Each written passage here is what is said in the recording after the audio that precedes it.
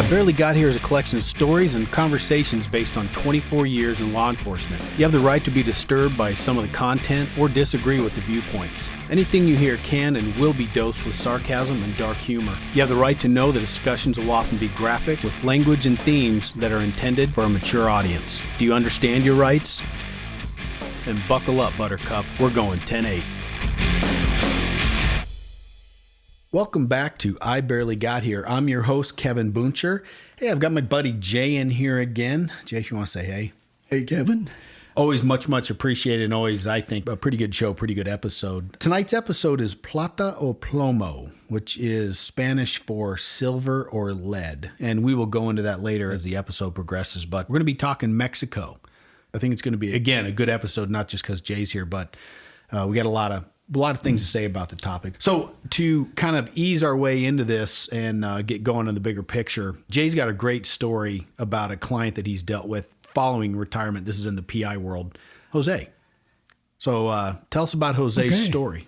Well, it came to me from an attorney, like most of my cases that come to me in the private sector, when I got a call from a local, I should have known better, but it came from a defense attorney in Arizona that was somewhat noteworthy, who asked me to come down to his office and discuss a particular case with him. So I went down talking to him, what I assume was a criminal case working its way through the system, but he pitched a different case to me. It was kind of unusual. He told me he had a client that had kept getting kidnapped here in the Phoenix area. And he would get kidnapped in the morning and then sold back to the family in the afternoon, which is, for those of your listeners or those of us that live in Arizona that understand that world, it isn't an uncommon occurrence. Right. Where that happens. Very unusual. My first question to him was, is there a drug tie? Is there a drug nexus to this? Why did they kidnap him? He assured me there was no drug involvement. He was a legitimate businessman in the community here. And the reason that he had sought him out to help him navigate this particular problem was because the third attempt at kidnapping him, this man's sister was kidnapped because she was driving his car in the morning when the kidnappers forced her off the road and took her, and then ended up selling her back to the family that afternoon. So I mean, obviously, I think if you're listening, the first question is like, wow, I don't even understand this, but where are the police? They're not involved. And that's because? Well, the Mexican community is somewhat hesitant at times to call upon law enforcement to handle some things. And this is an issue that I think the kidnappers had also laid down the conditions, said, listen, don't call the cops. Right. We'll hurt your family, then we'll kill you. Right. We'll because there was always threat of violence and death associated with the acquisition of the body, right. And then they keep them busy, tuck them away, phone calls, commands, bang. There's a negotiation that begins, at $250,000, and then by 5 o'clock in the afternoon, you get your loved one back for $10,000. Right. And so that's just what happens in kind of not the underbelly, but in a layer of the society and this community that most people don't see. Kind of, I don't know if you'd say culture, but it is a little of the culture. Because again, the kidnapping problem in Mexico is exponentially larger. Oh, very, very common. And right. This same man that kept getting kidnapped here, his father in Mexico had been kidnapped and sold back for like $400,000. Right.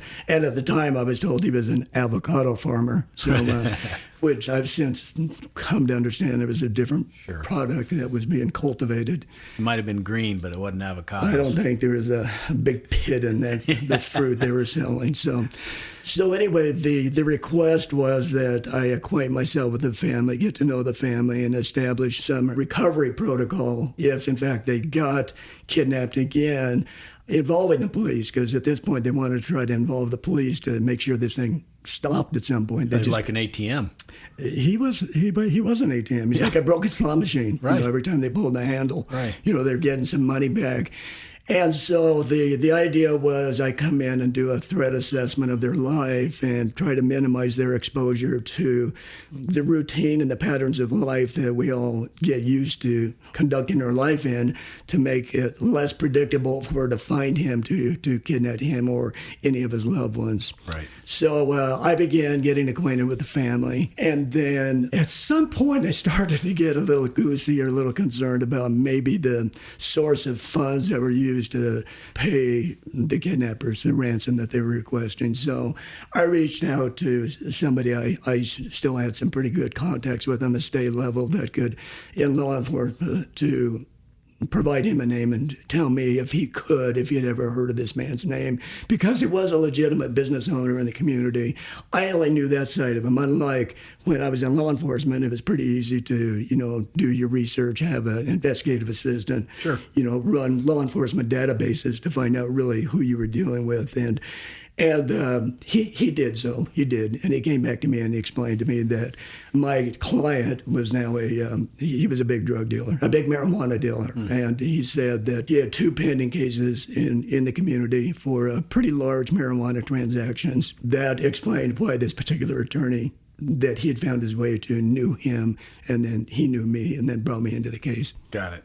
I guess, my one question is, now, you and I know where we're at in life now, that we know the ins and outs and how this really works. I don't think the public understands it, but at that point in time, did you know that the whole kidnapping Mexican style of making money, was that prevalent, or was that something kind of new to you when this came? No, I was aware of it. Okay. I think all of us that are in at that point, because you and I have decades of undercover and plainclothes and drug experience, and we knew that there was a component of that industry, of that business, and that into kidnapping. And much like even now when you hear of a home invasion on the nightly news, I bet your mind always flashes to money or drugs. It's not random person that usually gets their door kicked in. Right.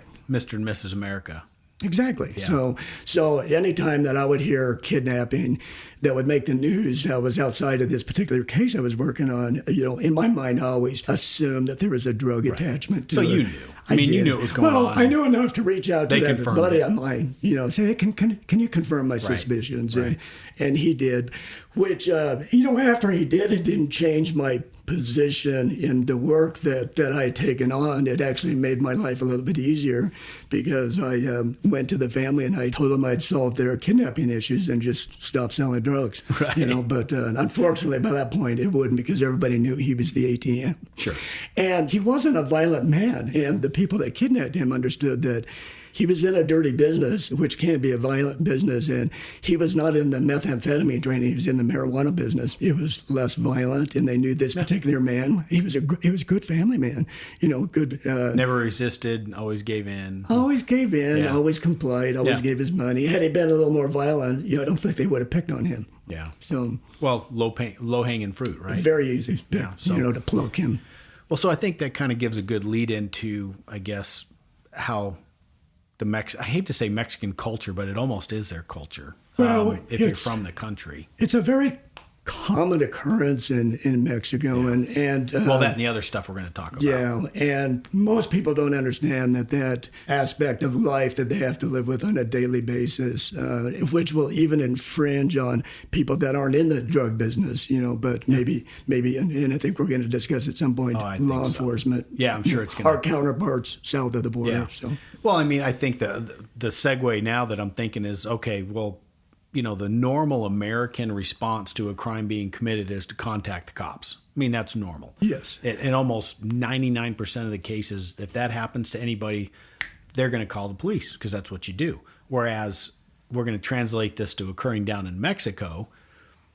You don't call the cops in Mexico in a number of cases, for a few reasons, but the bottom line, and I guess we'll just go ahead and broach the subject, but the corruption rate in Mexico is astronomical. Oh, it's from the bottom to the top. It is. Unlike here in America, where we're blessed with what we have and all the opportunity, and professionally and personally, it's not so south of the border. Yeah. it's not even close. No. And to kind of wrap the Jose story up, ultimately, He fled the country. He fled before trial. Back down south? Back down south. So he went to Mexico, and his kidnapping problems continued in Mexico because he didn't flee far enough south. He stayed in a border town on the south side of the Mexican-American border.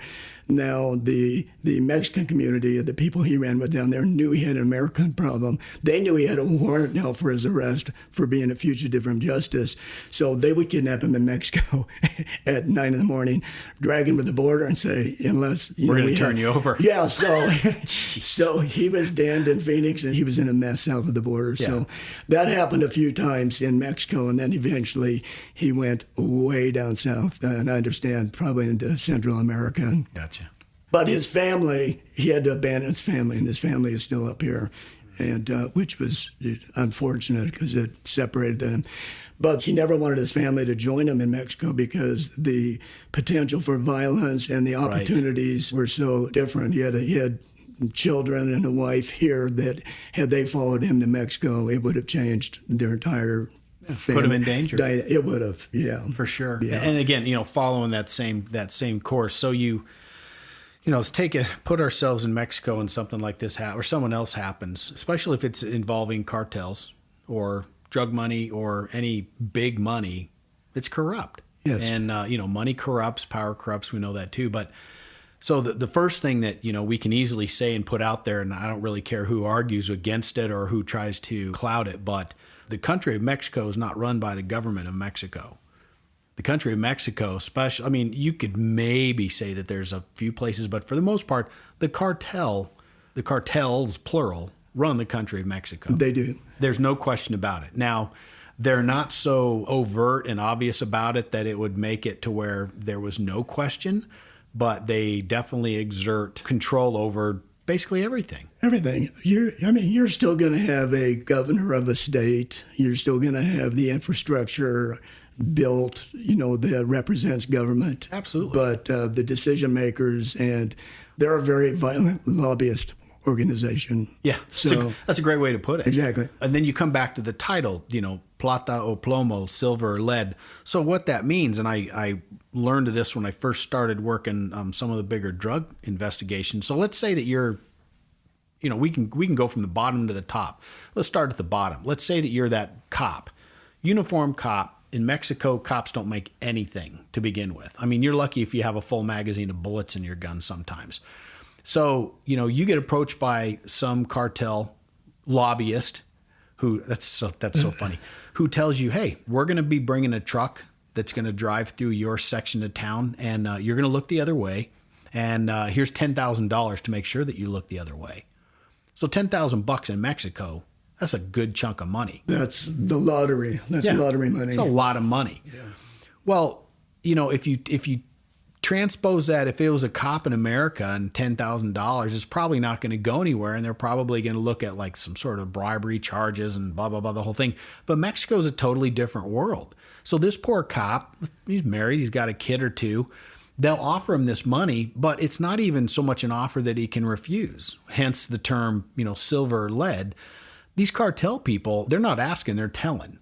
And they're telling with, some money in hand that's going to go into your hand. And then if you don't do it, there'll be repercussions. And these can be super minor, I suppose, to maybe a bit of a beating. I think the either spoken word or the inferred threat is not just to the beating of whoever turns down the bribe or the opportunity that's being presented to them to look the other way. It's, we're going to beat and kill your family. Yeah. It's not a matter of just spanking you because you don't do what we ask you to do. You know? And we're not going to just go, oh, okay, well, another guy that we could? That's just not how they function. No. And I think too, again, and a little bit, this is maybe a little of the culture too. I think that a lot of times these transactions occur, they're just kind of like low key. Nobody gets real excited about it so much. It's just kind of historically known, and it's inferred, like Jay said, that, hey, here's some money. Be a good idea if you take it and do what we want you to do. And sometimes it's never even stated what the consequence is. It's just business. It's business. It's business. It's much like American companies that try to operate, legitimate American companies that try to operate in Mexico, whatever their business may be. it isn't just the business license that allows you to set up that business. Right. It's the graph, it's the money under the table. That's just, but it's the silver. It's their world. Yeah. That's just how they function. Yeah. And like, And I think that's a great point that this, obviously we're going to be focused more on like the dope side and kidnap and criminal side and everything else. But that translates in Mexico to everything that you're doing. Even Everything. like you're saying, legitimate business trying to establish or expand or whatever. yeah, and the power that's wielded down there and the driving force behind that world is so huge. I've had in my old life, or in our old life, in law enforcement, we've had like pilots that have been in the drug business down there that have told me that they've been flying loads in Mexico and they'll fly into the town of Mexico and then the people will jump them. The army will arrest them and detain them, and but hours later they're being released, because there was somebody bigger than the military, and that somebody bigger than the military is the cartel that has put the pressure on. There should be nobody above them. They should have them, but the pressure that they apply in all areas and down there is something that we don't understand up here. No. And I mean, so we'll follow on your example of the pilot that gets his load seized. Well, now let's go from the street level cop that's being offered $10K. Let's go up to that judicial person of that whole state of Mexico that the cartel walks into, the lobbyist again, and says, hey, there was this plane seized and it had some of our stuff on it. And, we're going to give you $150,000 and you're going to let that plane go. And it's under the same pretense of, silver or lead, Plata or Plomo. And they're going to do it because, again, it's the same inference. The approach is the same and the results will be the same if they don't comply. And I think you're being really generous with the $10,000 number that you used as a baseline discussion. Oh, yeah. I think to get ahead, to turn the other way, a $500 or $1,000, would accomplish the same mission. Sure. And it's hard to believe that if you turn down a $500 mission or a $1,000 mission, that would equate to death to you and your family. Right. Because life seems to be so cheap and there's no value. It is, and it does. You got to do what you say. I mean, if you're going, especially in a business that's as nasty as that kind of business, I mean, you have to follow through. You can't make idle threats. And if you make the threat and if you say silver or lead and the silver is not taken, then you have to follow through. And unfortunately, that's often the case. And again, same thing. I don't think that the American public, unless you really delve into it and you really try to follow it, we have no concept of how many homicides occur down there. The last time, I can't remember if I've talked about this, but I believe that roughly 90% of their homicides were, quote, unsolved, unquote. And the reason they're unsolved is because the law enforcement agencies aren't allowed to solve them, AKA make an arrest of somebody, because it's cartel people. Yeah. And so it's dictated to them exactly how they're going to function. And homicide is a very sterile term that we're using here, but when you see the images that you and I have seen that have been shared with us from Mexico, when we talk about homicide in our state, it usually doesn't involve a beheading or dismembering.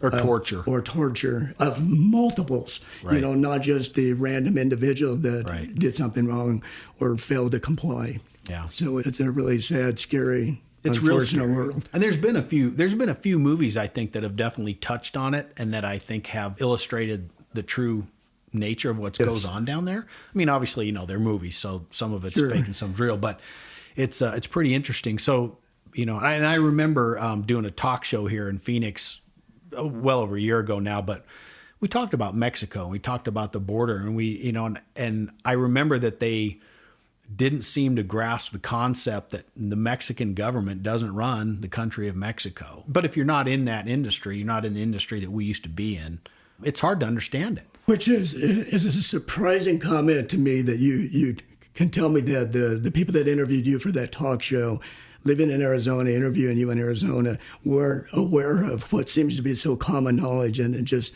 about our knowledge of the world south of the border. Yeah, but I don't think people have the same knowledge that you and I have. They probably don't. No, because again, we function in a country where there is law and order. There's, obviously there's bad actors here and there, but for the very drastic most part, the military stands alone. The government tries to do the right thing by people and blah, blah, blah. I just don't think they can fathom or comprehend it. They don't. No, I don't think so. Don't. And I think that we have a better understanding of it because we personally see things play out. Sure. We personally hear the conversations. We personally see the dead people, that happen as a result of this stuff. Yeah, it's a totally different dynamic. And, Jay and I were talking about it, and we're like, okay, so you have you have this country that's in such a mess, and it's a wreck, and you have the cartels that run it. What's the solution?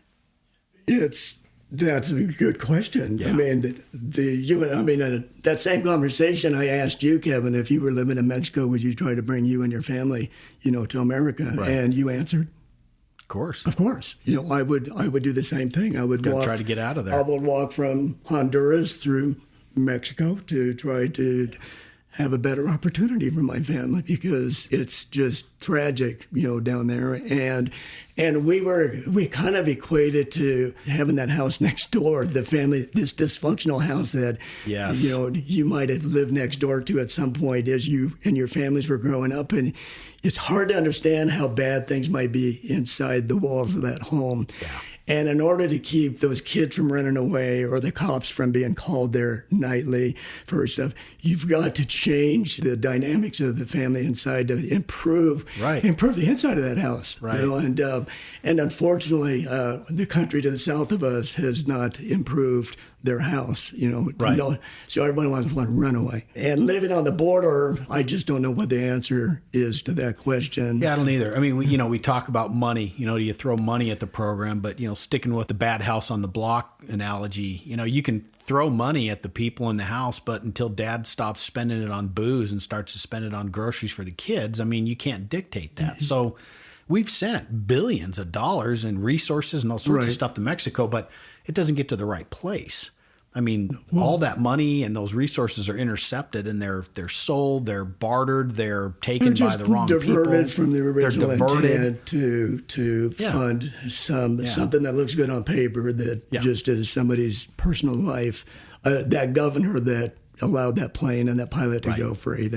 They do just enough to, I think, avoid coming under complete and total scrutiny. I think that's all they do. They just try to ride that line of, well, if we go too far, then maybe there'll be cries for, God, I don't know. I mean, I've even heard things as crazy as like the United States essentially taking over the country of Mexico. I mean, I've heard some pretty wild concepts. And I mean, it would probably be better, but you can't take over a sovereign country. Yeah, I mean, I don't understand. I mean, you can, but then, I don't understand Middle Eastern issues that they've been fighting each other for tens of thousands of years. Exactly. And so, I'm smart enough to know that I'm dumb when it comes to these big geopolitical issues. And we're not offering a solution. Absolutely not. I mean, we bring up, and that's the thing with the podcast, you bring up, a lot of times we bring up problems. Well, obviously people get tired of hearing the problems. They want to hear a solution. Well, we're just saying that we think about it, but. Well, we have to, because we live 100 miles away from it. Yeah. And so what are your thoughts on the border wall? Do you think that would solve our problems? Well, I think it's not a bad stopgap, and I understand it, but it's the same thing. You can build the wall between the Glossner house, the problem child house on the block, but it's not going to solve the problem until you change the dynamic of the house next door, until you make dad straighten up, get a job, and quit boozing and beating his kids. You're not going to change anything. The kids are still going to come over the wall. They're going to come around it. They're going to go under it. Exactly. I still think it helps some. Yeah, it does. I think it helps some. And I think when we talk about the smuggling issues, I think that it makes it, anytime you can make it more difficult to bring something from point A to point B, I think that that's a good thing. I just don't necessarily know that it's the thing to hang your hat on and say, this is the solution. I don't think so. We got to fix the house first, which, again, can we? Well, they got to want to fix the inside of the house. I mean, you have to recognize you have a problem inside your own house, in order to begin to fix. I mean, I kind of look at it in the same aspect as like gun control. People want gun control, and I say, okay, well, let's just pretend that you can get gun control. Well, the problem is you already have 340 million guns out here. So even if you stop selling new guns today, you still got hundreds of millions of guns out there. Well, the problem in Mexico is so deep and so long and so wide that even if you put a huge X solution on it, I don't know that it's going to happen, because it's just such a long festering problem, and it's rooted. It's so rooted. You're going to tell people like these politicians and all these people that make money off of this industry, we're going to turn the faucet off tomorrow. They're not going to let that happen.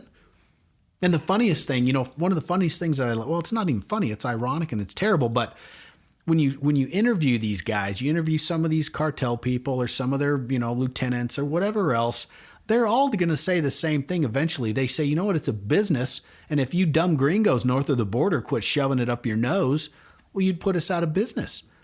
I mean, have you experienced that as well? Yeah, of course. Numerous times. Of course. They'll say that. I mean, especially the guys that are higher up that make a ton of money and that truly is like, they don't get their fingers bloody anymore. Right. The big business, they're like, hey, this is a business.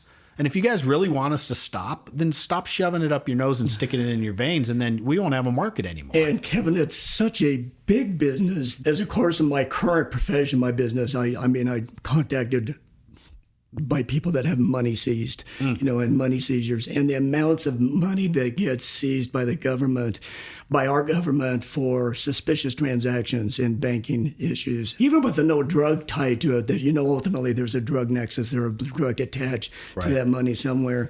Those seizures, even when we talk about seizures that add up to the end of the millions of dollars, they are speed bumps in the life of cartel members. Yeah, they're nothing. They are nothing. All they are is a speed bump, and surprisingly, they are accepted incidents that occur down there. Where, if you were my lieutenant and you lose $1 million, I go, Kevin, what happened? Explain that to me. Show me some paperwork. Okay, right. Let's go back to business. You need to adjust your business, shut this stream down, and let's just have you move to Texas from Arizona, or another method of delivery or of product and receipt of money. Yeah. I always remember the one call on a wire investigation where we took off, I think it was almost $500,000 in cash. And so, of course, then you really monitor the lines because you want to hear what the chatter is. So the call was made from north of the border to the south of the border. And, this guy tells a story. Now, again, it's not so simple. If you can't explain that money getting taken, they're probably going to kill you. Sure. Right. Unless you can prove, because now it's all paperwork. They want the paperwork. They want papers. If you get drugs or money seized, they want paperwork to show that you didn't steal it, right? But anyway, so this guy, he's like, yeah, well, and we knew because, hello, we took it. Right. So I always remember the businessman on the other end of the phone. He didn't jump up and down and scream and yell and get all excited. He was just like, that's business. Get it up and running again. Start up. Because typically you take off dope or money or whatever. Yeah. Everybody kind of wants to hunker down and stop business, shut down. He's like, get it up and running again. It's cost of doing business. They're very smart. Adversaries. They're very smart. They're very, very smart. And I had a case where I did have a gentleman that was kidnapped and in Phoenix, in Arizona, and they held him hostage in Gilbert. And Gilbert PD got involved and recovered, and it turned out that he was a mule of money. He was moving money from Atlanta to Phoenix, and he was driving it. And unfortunately, that guy just had too much time to think about the money in his car. And so he created a scenario where his car was broken into and the money was taken out of the door panel. But it was so BS that the people he was reporting this loss to obviously knew he was full of crap and had their guys collect him. There's a lot of collections, not kidnapping. A lot of collect him and hold him hostage while they beat the hell out of him to get to the right answer. Right. And ultimately, they knew that was a man that just got greedy. Yeah. Which you get. It's human nature, and I get everything. And I suppose if if your life revolves around living plate to plate of food, and you really have, because again, and that's the other thing I laugh about, like with the cartels. There's this implication in the kind of the Hollywood version that all these guys involved in the chain are all got tons of money and they drive the Ferraris and they drive these nice cars and stuff. Man, once you get north of the border, you make crap. You make nothing. You're paid a pittance, really, even to mule money, mule cash. You'd have these guys watching stash houses with $1 million worth of drugs inside, and they're paying them like $400 a month. Right. Nothing, So the big money is not up here, and it's not, the Miami Vice. I'm dating myself, but the big money is down south. It is. They're in the ranches, the villas, some of these cartels literally have their own military force that's Oh, well absolutely. armed. Absolutely. That's where all the money goes. But I will say the government, our government north of the border, has done a really good job of tightening the belt on money laundering. Where it makes it, even though they can still generate a boatload of money, it's hard to get that boatload of money back to Mexico. That's a great point. And that's a great point, Jay. Yeah. In my day, we were making those big seizures, hundreds of thousands of dollars hidden inside laundry detergent in the trunk of the car or whatever. But I've since talked to, especially my buddy Brian, that's, kind of still involved in the game. Essentially, they've really changed the way they move that cash. And those big, huge, I'm sure they still occur.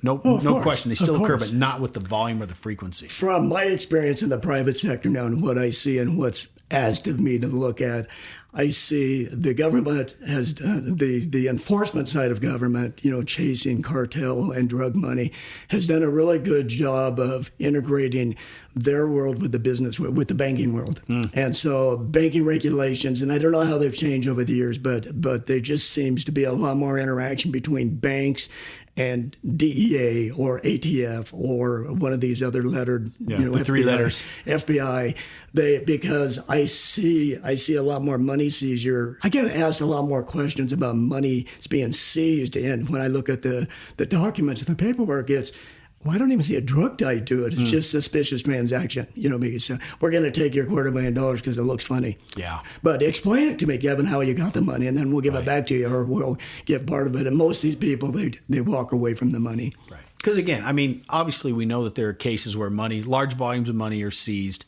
and that person's innocent. There is an explanation. But we also know that at least over 90%. It's dirty money. Right. Whether it's dope related, whether it's, payoff for some other illegal activity. And I've had two occasions I can think of where the money was legitimate that was seized. One in northern Arizona on I-40, and then one... Oh, yeah, the ATM guy. The right? ATM guy. ATM business. His job was to stuff his ATM money with cash. Right. And there were no drugs, no concerns. It was a random stop. He profiled, a vehicle that, pulled him over. He strayed, lanes, pulled him over. Sure. And then that money was lost, and we're still fighting over that money. And then some others from one gentleman coming out to actually buy a vehicle with $30,000 in his pocket that was destined for a car lot that... But unfortunately, once the government hangs on to the money, gets the money, they want to hang on to it. Yeah. They don't want to give back. But they're trying to change that too. Arizona's changed their law. Yeah. And so you have to have a drug charge. Nexus. It's got to be a drug nexus to be able to seize the money. Yeah. And you better have it before you seize the money. Yeah.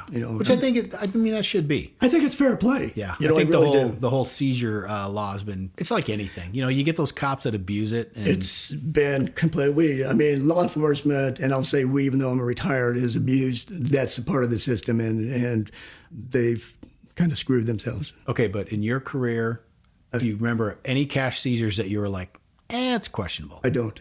Yeah, because I was always seizing the money after I knew there was a drug tied to it, and it was very seldom. It was never random. Yeah. Well, but I do remember thinking back in those days, if I found a guy that had $1,000 in his pocket, I didn't understand how a man could have $1,000 in his pocket or $5,000 in his pocket, because that wasn't my world. Where a cop doesn't make a lot of money. Right. We make good money now, or we made decent money.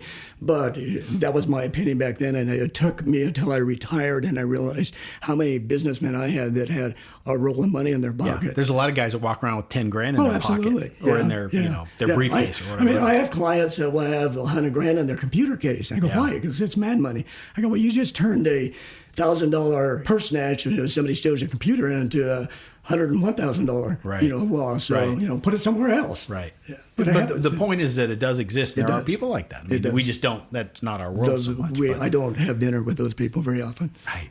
And when you do, though, they pay. Most of them do. Some of them can be kind of stingy too. We'll get back on topic about so we've kind of exhausted the whole issue. If you had any if you have any thoughts that the country's run by other than a cartel, I got some beachfront in Arizona to say. It's just not the case. It's unfortunate. It is what it is. What's the fix? Jay and I, we don't know. Bigger minds are going to have to work on that. But we do talk about, when we talk about the bribery issue and the silver or lead, that choice when that cartel or, change it into any other criminal entity approaches you. Like I had this happen one time that I think was a legit bribery attempt, I'll call it. I was a patrol guy. I was fairly new. There was a ATL that came out on this younger guy that he was wanted from back east. Which is an attempt to locate. Okay. Yeah, sorry. Comes from other agencies to, where because they thought the kid was in our area, so they ATL'd him. And sure enough, we go to this hotel and he's there. And we scoop him up. Everything's pretty uneventful. The officer or two that I had helping me, they clear and they go to do their business. So I've got this kid in the back of my patrol car. I didn't really know all the because you don't get all the fine details. You don't get the report or anything. It's just hey, this is what he looks like. This is a name. This is where we think he is. Go grab him. Here's the fugitive from justice warrant. Yeah. Here's the extradition. Go grab him. Yeah. If there's some violence issues, they might tell you, hey, he's had violence issues or whatever. Just go grab him.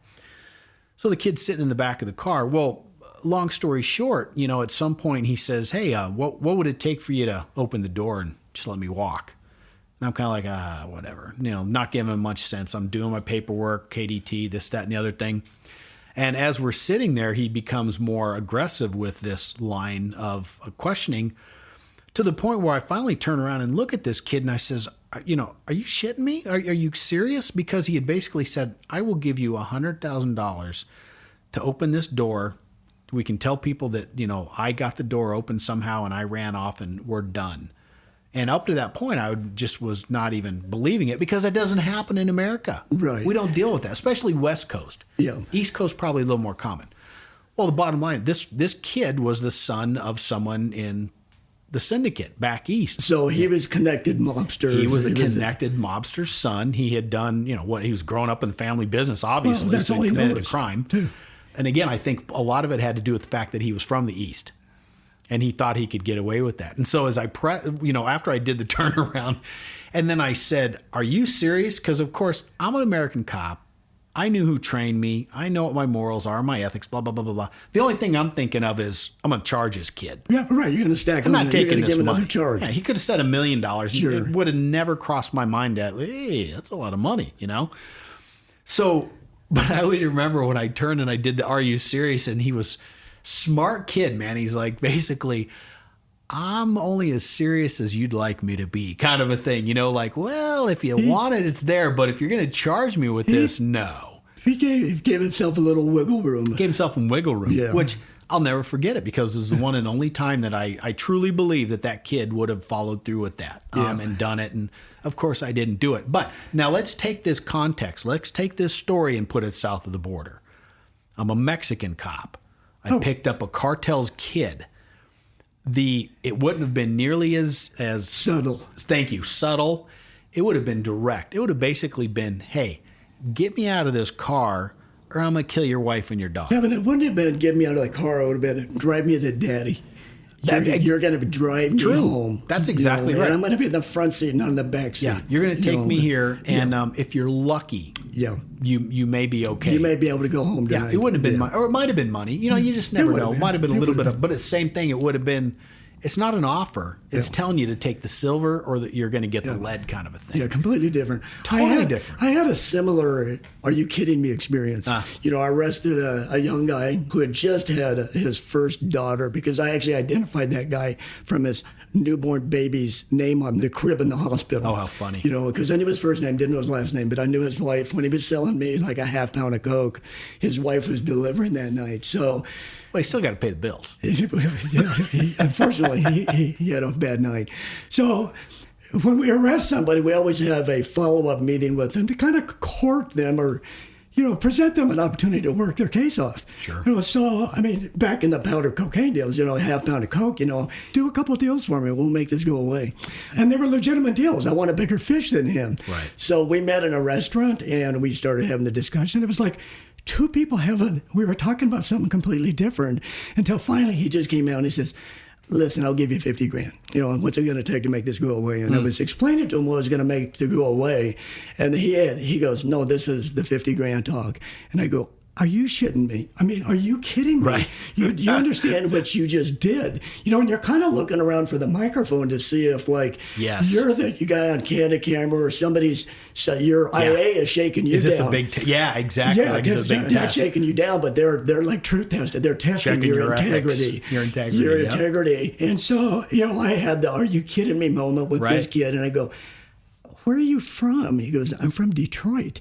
He goes, "This is what happens in Detroit, and it's not the first time I've been arrested." And I go, "Well, this is the first time you've been arrested in Arizona, and so it's a different experience here." I said, Right. "Now instead of doing 2 deals for me, amount this much, you have to do 4. And if you comply and do this, I'll restore your faith in law enforcement." And we actually ended up flying to San Diego and doing a couple kilo deal in San Diego. And when it was finally done, I met him back in the same restaurant. And he passed me a bag, across the table. And it was a bag of champagne, like Dom Perignon champagne or something. And I just slid it back to him. I go, "I can't even take this champagne from you. So take it home, be a better dad, be a better husband. But, just choose a different line of work." Right. Yeah. So, he did. I later found out he became a realtor and was a fairly successful realtor. Well, good for him. Yeah, good for him. I was happy So for take him. your story and put it in Mexico. Oh, You wouldn't even have got to the free talk point. no way. You would have gotten to the point of, I might give you some money, but bottom line is I'm walking. Yeah.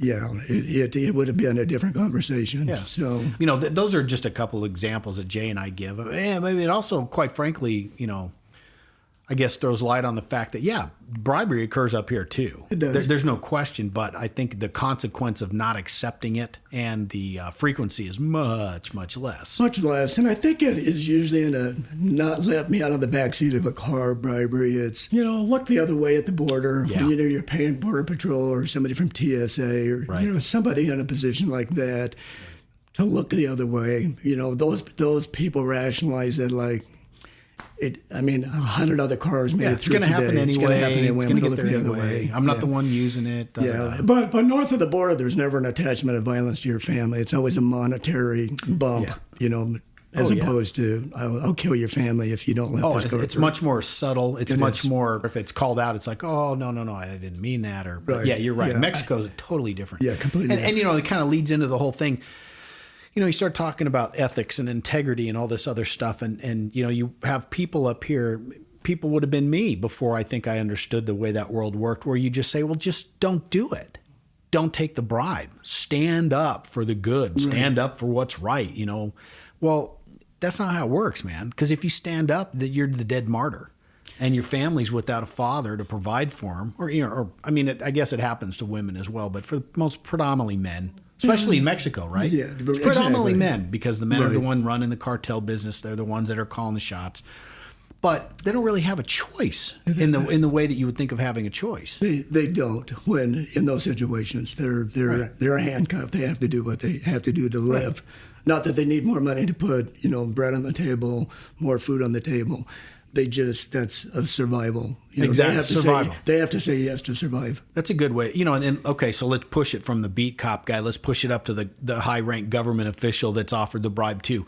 Well, they started at some point, and when you shake it all down to the base, they're in the same situation because if they don't follow through, don't do it, they'll get killed and/or their family will get killed either way. They do. I have less sympathy, I think, for the upper echelon of accepting those. I agree with because you. I think they should have stepped away at some point. Don't get that greedy. Step away. But could they? Maybe, probably not. So you take this brand new street level politician-y kind of a guy, and the cartels get their hooks in him, and he proceeds to advance through his career. Is he any different than that poor dude at the border? He's probably only dressed differently. He's probably only a suit and tie, but And the payoffs are bigger. The consequences of saying no are probably every bit as grave to him as the others. But in my mind, I still think. Oh, I do too. Yeah. Of course, But I do too. I can see that rationale. Because I think again, I think that the payoffs are bigger. The guy in the suit and coat who's not getting dirty, because these cops, even if they take the cartel bribe, they still have to do a cop's job. They still deal with fights and some of that kind of crap that a normal cop does. It's just as part of their duty, they got to look the other way in exchange for this. Whereas these dirty politicians down there, they take money, but their job's fairly cush anyway. It is. And they're kicking money up, they're kicking money down, they're kicking money sideways. Everybody gets a bite of all this stuff too. It's just so sad, but that is exactly how it is. Versus how American politics and law enforcement work. It's just so different. And if there are bribes, it's super isolated.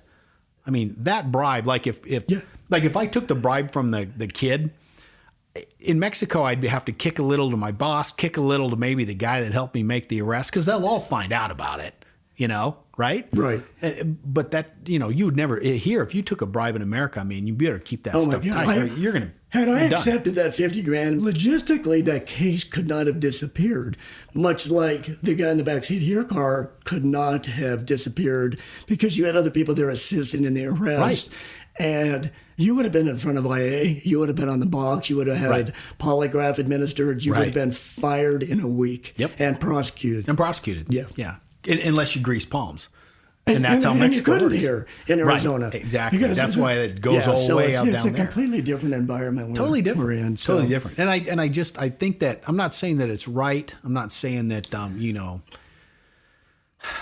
I'm just not saying. I just want people to understand that, when these guys, a lot of the corruption that's involved down there, is it wrong? Absolutely, it's wrong. But when you have a family that you're having to consider into the equation, I don't know that we're one to judge. It's an impossible, untenable situation for them to deal with. And until they fix the inside of their house, it's just going to continue the way it's going. Yeah. So I think we kind of hit all that stuff. It's just such a sad topic. I guess I want to come back to like the whole border, the wall issue and everything else. I think the biggest problem as I see it is, again, the cartels are enriching themselves with this, period. Because they're enriching themselves not only with the movement of drugs, but the human smuggling is actually more lucrative for them than drug smuggling.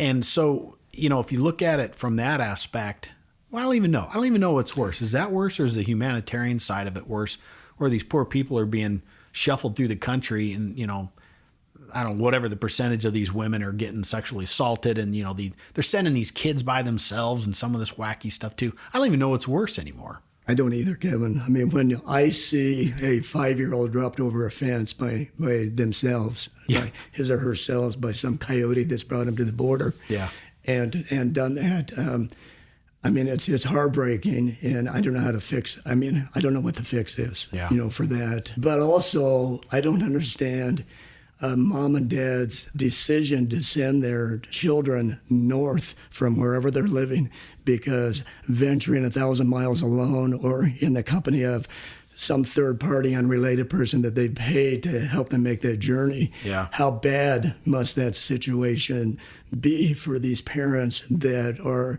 in that situation to send them? Yeah. It breaks my heart, to think about my children or my grandkids. I mean, you couldn't let them go. I couldn't let them go. But that's easy for us to say up here. We're not having lived generationally in this situation and watching it worse and worse and worse. So. Right. And if you follow the political climate and you see that there's a loosening of the rules, so to speak, nobody should be shocked that you're getting a higher volume at the border. Right. I mean, that's the same thing. If that was my intent, was to make it from south to north, and I saw the political climate shift to where it was more allowable, I'd be one of the first people to say, let's give it a shot. You'd be say, walk faster. Right. Right. Tell me where to sign up. Get there quickly. So yeah. The other issue, we talked about the wall. I mean, it is what it is. If you want to talk numbers, though, we haven't done a very good job with, let's take the human side out of the equation, the drug issue. You have drugs that years ago when we first started seeing the huge influx of meth, because we started making it here. Like Americans like to make their own meth. The problem was they got busted. They had little tiny labs.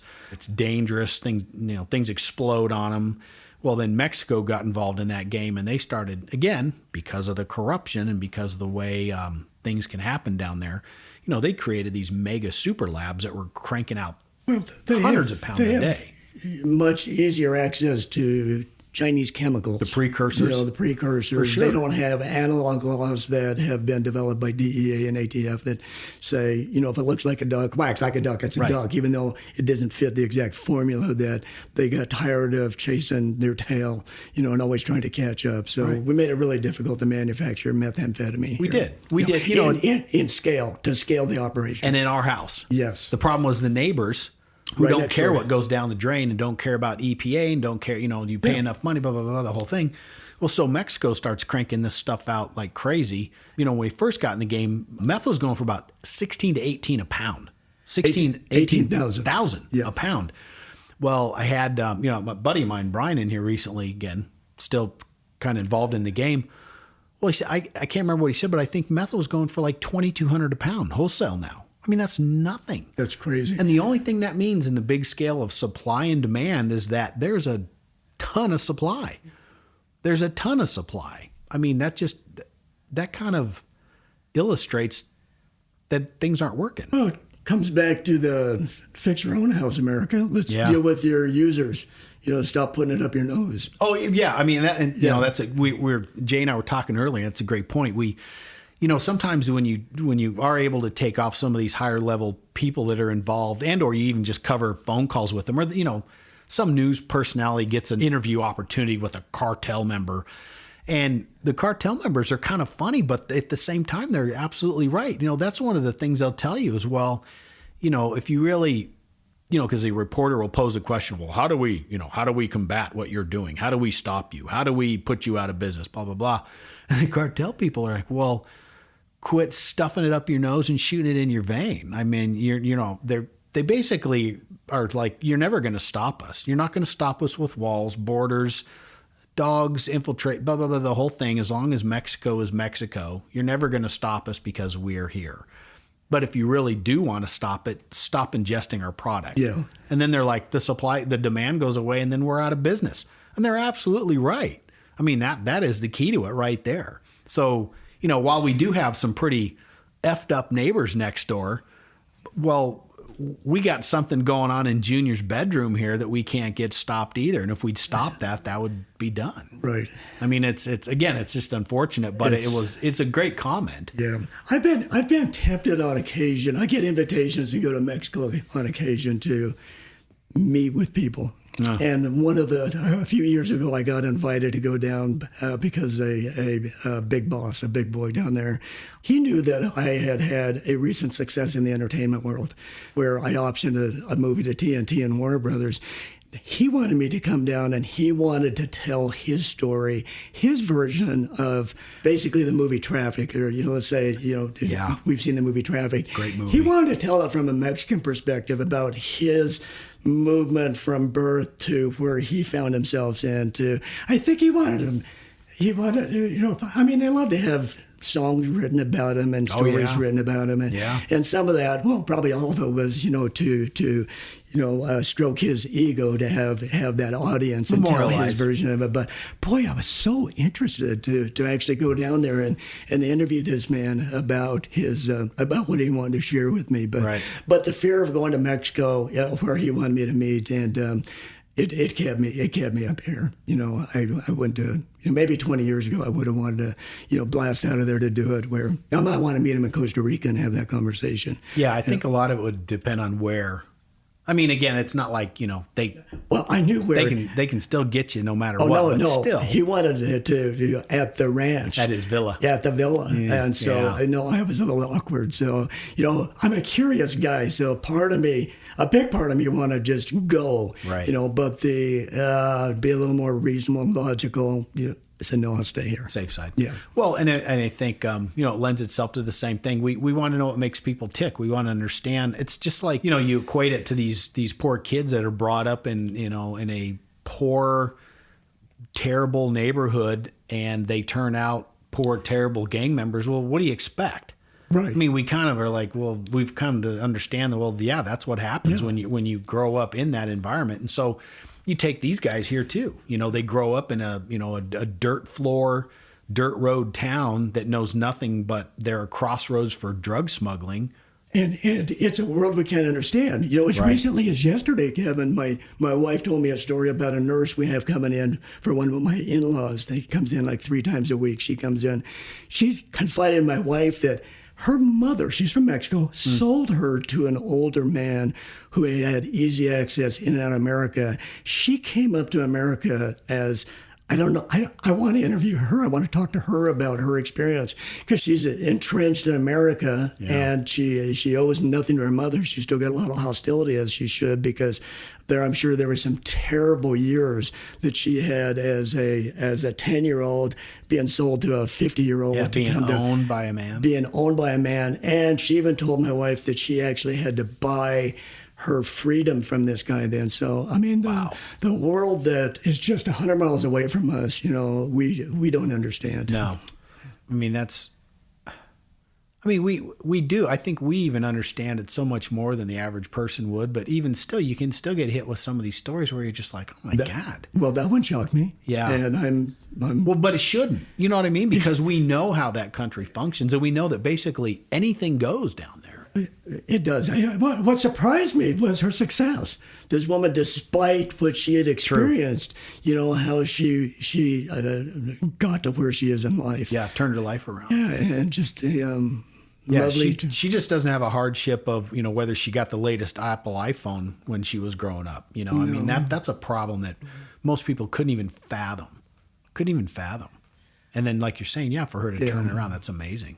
I don't know. I mean, I think we've kind of hit it. I mean, there's really, we could go into, I guess, because of the drug problem, you could start going into I don't know. How do you combat drugs? But I don't really want to even get into that one. I think we stick with Mexico. But no, it was fun to share the Jose experience. Yeah, that's crazy. Tell that because I mean that guy has maintained a relationship with me for the last 15 years, long distance by phone and by email every now and then. Yeah, and it's been quite an interesting tale. And I think more so from your aspect and from the stories that you tell, I always find it kind of interesting how they don't even approach like criminal activities so much like we do, like where it's almost a taboo thing. It's just accepted. Oh, no. It's just part of their life, and it's part of how things function for them. Completely, because even when he went back to Mexico, he tried to manage his marijuana distribution business long distance. And people kept stealing from him and stealing his money to a point where he actually offered me money to drive money across the country. The mule. He wanted me to be the old man white mule with a retired, badge and ID in my pocket because I'd be the perfect driver. Hey, good business move. And I was curious. I go, well, how much would you pay me? And he goes, 17%. I go, $170,000 for $1 million you want me to get from point A to point B. And I go, why would you do that? He goes, because I would get $870,000 back, whereas right now I'm getting nothing back. And no, Jose, Well, and you'd be a safe bet. Why? What about it? I mean, you'd be a great mule. Yeah, completely. Yeah, just average white dude, retired cop guy. Driving from the East Coast to the West Coast on a road trip. Find some reason to do it. Yeah. Yeah. So no, Jose, I can't do that. But of course. Thank you for the offer. It's nice to be valued. not as a mule. Yeah. I don't. Yeah. That was see the movie with Clint Eastwood. Oh yeah. I think it was called The Mule, right? I think so. Oh, yeah. Good movie. Yeah. I'm not quite as old as that dude, so no, not even quite. remotely close. So I got the voice, but not quite that dude. Yeah, okay, I'll give you that, but not nearly as old. Clint's like in his 90s now. Yeah, I mean the last thing that I close with, and the only other thing that I remember that really struck me about the whole Mexico and how tragic it was and sad and everything else is what we used to call getting called down. I forgot about those. You'd hear these things either through rumor or if you're doing a wire on some phones or whatever the case was be. And getting called down is basically if something happens north of the border, like let's say that you're a mule, you're muling some money and that money gets taken off. Let's just say that it's taken off legitimately by the cops and the cops took your money and they don't provide you with the correct paperwork. Back a while, a lot of times you'd take money and there'd be almost like no documentation that you would give to that person. Right. Whereas now there's definitely documentation you give to the person. But so you're that mule and you lose, $250,000. You lose $250,000 and you have to call the boss or make the call to the boss in Mexico to basically say, yeah, I lost $500,000. Well, if you can't explain that, there's repercussions that happen as a result of that, unfortunately. I mean, it's not, you didn't lose $2.50. You didn't lose, a dime bag of heroin. You lost a substantial amount of cash. And so if the people in Mexico feel strongly enough about it, they call you down. They basically said, well, you need to come down and tell me in person. Well, We know that that's what telephones are for. You can tell someone not in person. When you get called down, it basically means that we're probably going to give you a pretty good thrashing. More than likely, we're going to kill you. You know, on its face, again, we as in America, we say, well, just don't go. Well, just don't go down there. That's not an option for them. That's not an option. Again, it comes back to this silver or lead issue with these guys, because if you don't go down when you're called, these cartels know everything about you. They know where you live, who you're married to, where your kids go to school, how old your kids are, kids' names. They know everything. I mean, they have their own intelligence operatives that keep track of all the employees for purposes just like this. And they don't just go to first removed or second removed. If your family, your mother, your brother, whatever, they'll hit your cousins, your aunts, your uncles, your grandma, your grandpa. Well, they know who you cherish most. Absolutely. Let's say that you hate your wife, but you love your kids. Well, they know that. And they'll go after the kids. So, you know, you get these things, this calling down, and I always remember thinking how just hopeless. Just, you know, you have no choice. You know, as soon as you hear those words or that implication on the phone, you know that basically your life is coming to an end pretty quick. You know, I never listened to a call down on a wiretap, but I know I had one guy I arrested who had to make that trip. You know, I found out, you know, through the grapevine or maybe directly from him, I got to go down there. And I never did hear from him again. But I always wondered, if you listened to it on wiretap, Kevin, was there anything that you or your officers, your detectives, or anybody on the wire crew felt compelled to reach out to whoever was being called south, to have that, you know, did you ever go have a conversation with them to just say, are you going, or do you understand the consequences of going? That's such a great point. And, you know, we had conversation about that. We did not intervene. And I think our point for intervention, because it really boiled down to, okay, what will we accomplish? Let's say that we grab this guy and say, we're not even going to let you go. We're going to put you in protective custody. Well, we just basically sign family members' death warrant down south, right? Yeah. You really just don't have a choice.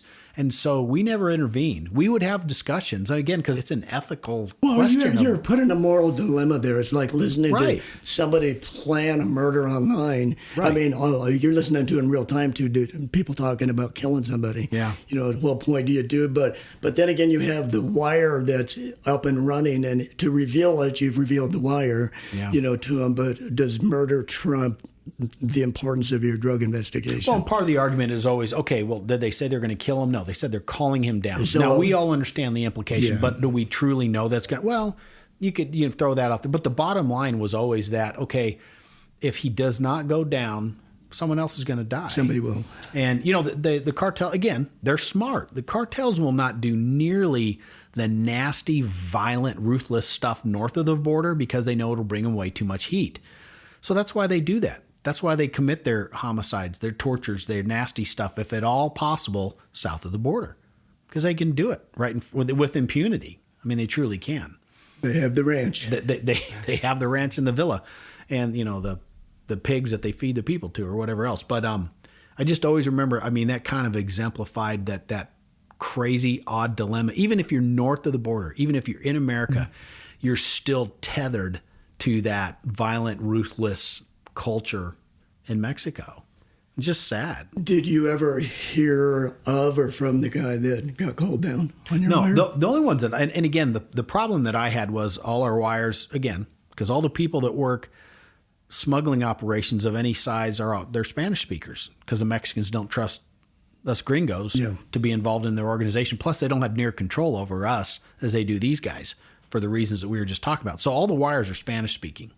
So you have to have interpretation. So I never understood firsthand, for one thing. But was that guy ever heard from again? The two cases that I remember, no. Okay. No, they went down in all, of our trying to check on that person. They went south and they were never heard from them again. So you could argue, oh, well, maybe they went down there and disappeared they somewhere. Retired. Nah, they got killed. Were retired. Yeah, they got killed. Sure. There's no question.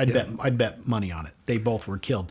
And, that's only two. I mean, that stuff happens so much more frequently, too. Well, yeah, because you're seldom on a wire listening to that stuff. So right. Yeah. And these guys are just worker bees.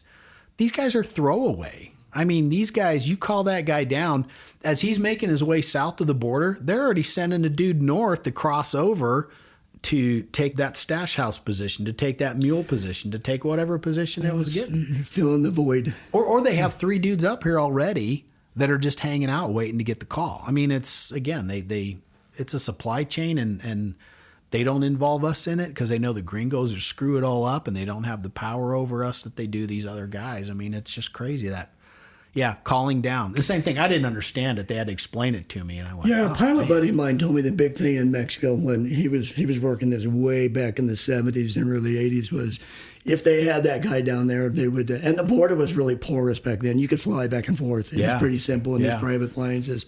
They'd get him up and they'd drug him a little bit and then just throw him out of the plane. And they were conscious. They knew they were going flying, but they would just, get up there and there was no resistance, and they would just toss them out. Yeah, again, I mean, because a homicide investigation down there is not a homicide investigation up here. I mean, it's... But that was before they started sending messages of having public executions and dismemberment. Sure. It was, and that was a kinder, gentler world of the cartel back then. I think so, too. I do. Yeah, I think definitely it's gotten much more violent. Well, that's how it is. If you're going to do this to me, well, I'm going to do a little bit more to you. I'll do a little bit more to you, and it just grows. Terrible. Terrible. So we basically have talked about how screwed up it is. We don't have any solutions to the problem. We've simplified it by saying that they're just the problematic neighbor on the block. And until we stop the demand and they clean up their house, so to speak, I don't know that there's a fix. I don't think there will ever be a fix or a change. Not in our lifetime. Not in our lifetime. I don't think so. No. Anything else? Any other? That's it, Kevin. Yeah, I think we've hit that. Appreciate the chance to come in and chat again about this. I appreciate it. As always, it's a good time doing these episodes with you. You always bring a lot to it. So, all right, guys, with that, I'm going to close this episode of I Barely Got Here. I thank you for listening, and if you like the show, please subscribe and post a review. As always, ask your friends and family to give a listen as well if you think they'd enjoy the content. If you have a question or a comment, you can shoot me an email at ibarelyGotHere@gmail.com, and you can also follow me on Instagram and Facebook. Sam42. And King410. We are 10-7. Take care.